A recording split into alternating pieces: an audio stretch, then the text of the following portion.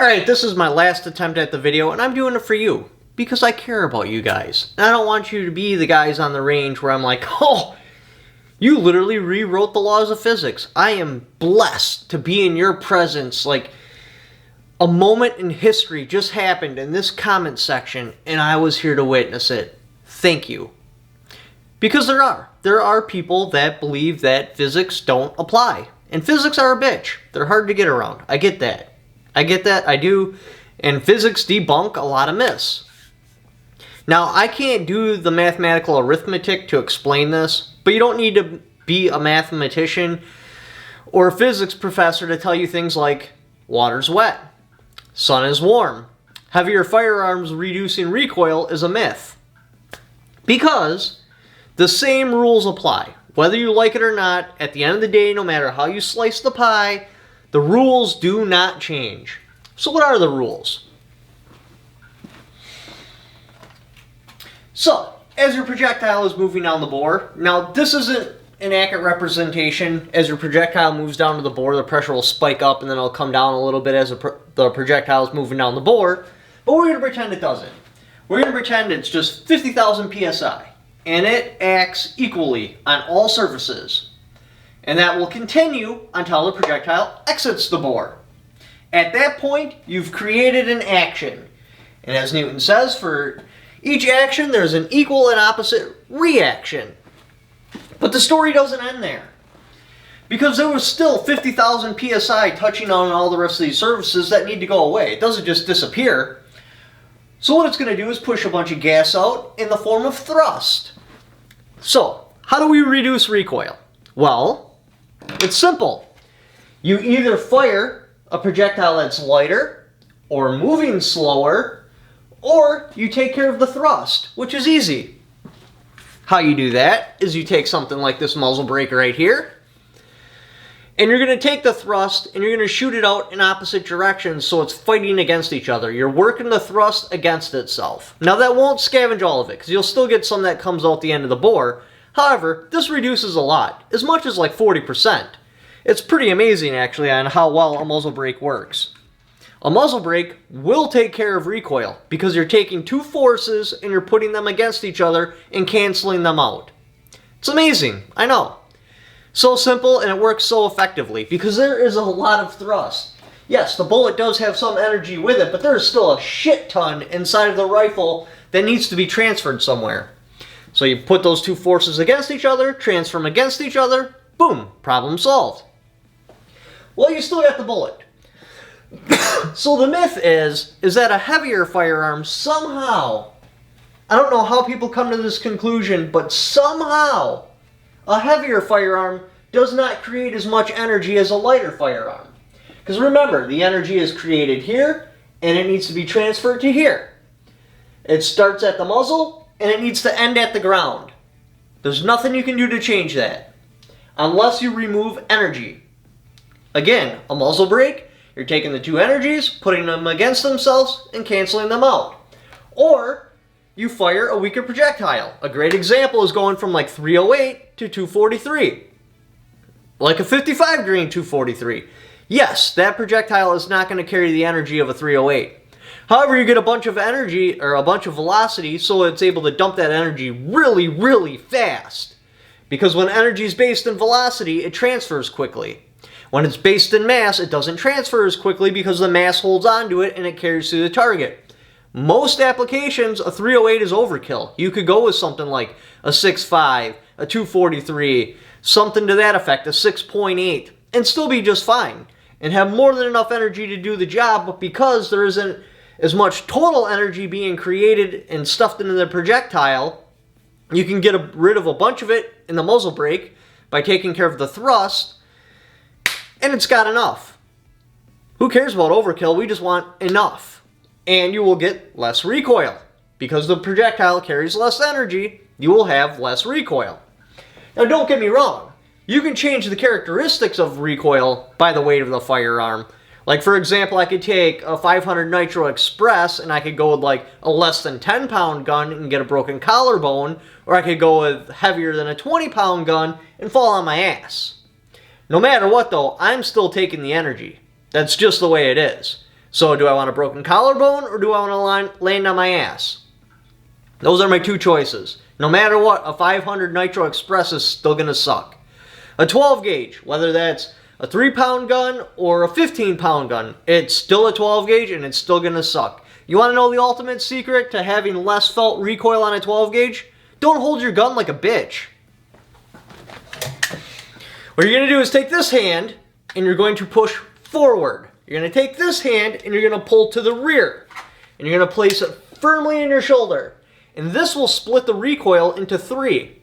A third of the recoil will go through your hand. Now, it's not exactly a third, but for all intensive purposes, that's what we're going to call it. This way it's easy to explain. You're going to take this hand, push forward, this hand, pull back, put the stock into your shoulder. A third of the recoil goes here, a third of the recoil goes here, a third of the recoil goes here, 100% goes here. And that will make it so you don't react that much and it can transfer through your whole body instead of concentrating itself in a little spot. I don't even use butt pads. This is a steel plate right there. Why? Because I don't need it. Because I know now how to hold my shotgun. And when I was younger, I was so short and I had such a short length of pull, I couldn't run those shotgun boots like all my friends were running because my arms just wouldn't reach the trigger in that. So I started off without a shotgun boot. I learned how to hold my shotgun and it was fine. And then when I was finally long enough to be able to use a shotgun boot, I learned why they suck. A shotgun boot, that's for spreading out the energy. So what you have to do is pull it in your shoulder really, really hard so it smashes down and spreads out the energy. Well, I didn't know that back then. I just thought that the boot itself absorbed energy because I didn't understand physics, and no, energy can't be absorbed, it can only be transferred. Yes, ultimately it gets absorbed into the earth, but so I'd hold it, I'd pull it up like a normal shotgun, just moderate pressure on my shoulder, and that little bit of space in the boot would let the shotgun build up momentum, so then I'd get a fast energy transfer, because the boot would accelerate the shotgun, and it would slam into me, and I'd get a big old black bruise, and I'm like, well, what the shit? How come when I'm running this rubber pad, I get a bruise, and when I'm not running the rubber pad, and I just have a wooden stock with a hard plastic piece on there, I don't get a bruise? I learned while I was letting the shotgun accelerate. So then I was smashing the energy into my shoulder rapidly instead of spreading it out like normal and working down my body and going into the ground. So, let's recap. You can't change physics.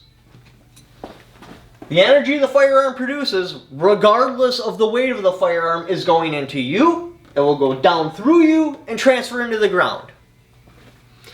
I'm sorry, that's the way it is. Maybe one of those people in the comments sections will win the Nobel Prize for rewriting the laws of physics, but as of right now, they're called laws for a reason, because we can't get around them. No matter what we do, it still comes out the same. Whatever energy is produced needs to go to the ground. Now, on a mounted firearm, that changes. For example, when I shoot this, I'm going to have the energy go through both my hands, my shoulder, the bipod, and if I'm using a bag or a monopod, also through there. So that's 1, 2, 3, 4, 5, 6 places the energy will be transferring to the ground through. That's different.